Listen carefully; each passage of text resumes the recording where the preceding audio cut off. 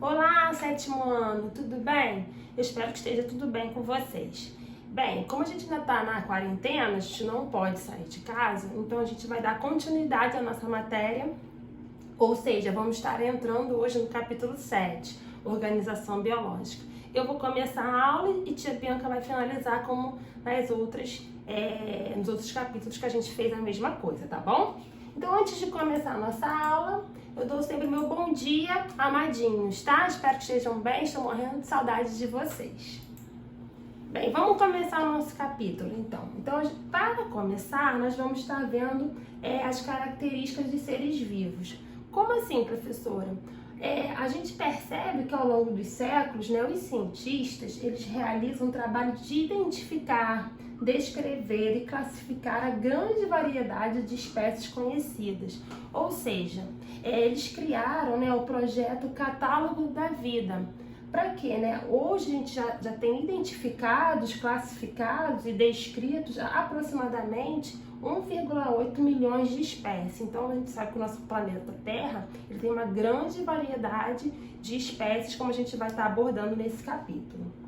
Então, para documentar a biodiversidade, os cientistas buscam, como eu acabei de falar, identificar e nomear as espécies, agrupando-as em um sistema hierárquico.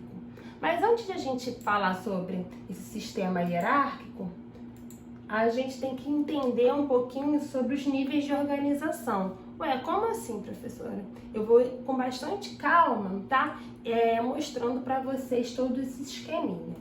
Então, a gente sabe que o menor nível, né, de organização, que dá início a tudo, é o átomo. Então, hoje a gente descreve, né, o átomo, tem um modelo atômico dessa forma. E a gente sabe que o átomo, né, ele tem a capacidade de se unir um a outro. E quando ele se une um átomo com outro átomo, através das ligações químicas, que a gente vai falar depois, vão formar a molécula. A gente conhece a molécula que está no nosso dia a dia, que é a molécula da água, formada, né, por H2O, ou seja, 2 átomos de hidrogênio e um átomo de oxigênio.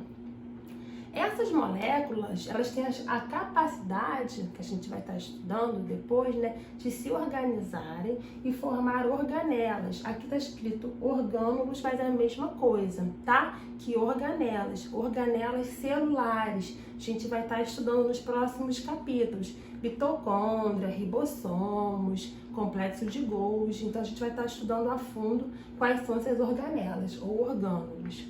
E aí, a gente percebe, né, que elas vão estar se agrupando e vão estar formando a nossa célula, ou seja, nosso corpo é formado por várias células.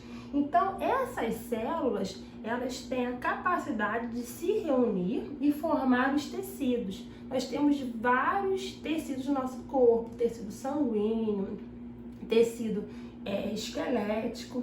E esses tecidos, ao se agruparem, ao se reunirem, vão ser capazes de formarem uns órgãos. Aqui o exemplo é um osso, mas poderia ser um coração, o estômago. Então, esses tecidos, eles formam o quê? Os órgãos.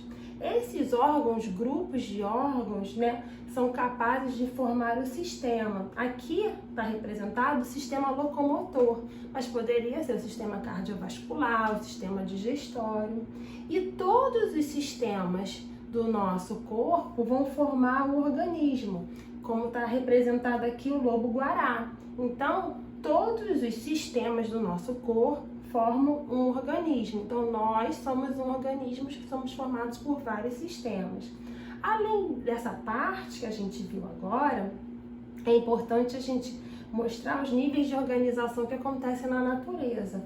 Ou seja, né, uma união, uma quantidade, né, de várias espécies unidas juntas. Por exemplo, aqui, né, eu tenho uma reunião de lobo-guarás, ou seja, quando eu tenho vários lobos-guarás, vão formar uma população.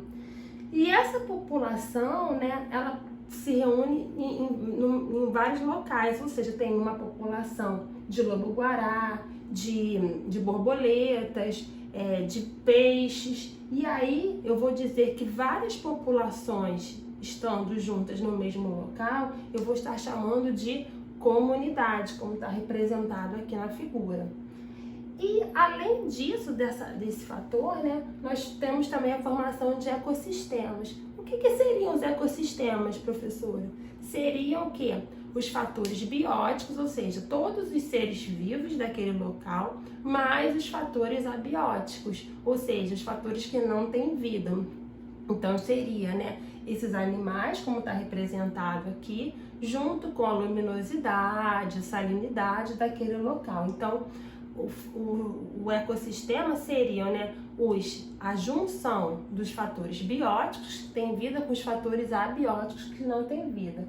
E todos os ecossistemas vão formar o que no nosso planeta, ou seja, a biosfera, o planeta Terra.